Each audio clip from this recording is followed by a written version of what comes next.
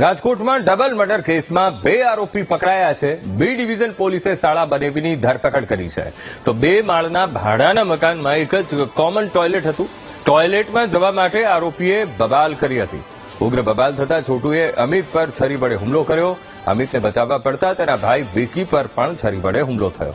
હુમલામાં ઘાયલ બંને ભાઈઓના મૃત્યુ થયા। સંવાદદાતા શનિ મૈયડ ફોનલાઈન પર। શનિ, રાજકોટમાં ડબલ મર્ડર કેસ અને શાળા બનેવીની ધરપકડ કરી લેવામાં આવી છે, શું કાર્યવાહી? અંકુર, જેટના વાત કરવામાં આવે, રાજકોટના સામાજિકા વિસ્તારમાં સોમવારની રાત્રે ખૂની ખેલ ખેલાયો હતો। 2 વ્યક્તિ શાળા બનાવી દ્વારા બે ભાઈઓને મોતને ઘાટ ઉતારી દેવામાં આવ્યા હતા અને ડબલ મર્ડરની ઘટના સામે આવી હતી। આર્યનગર વિસ્તારમાં ઘટના બની હતી।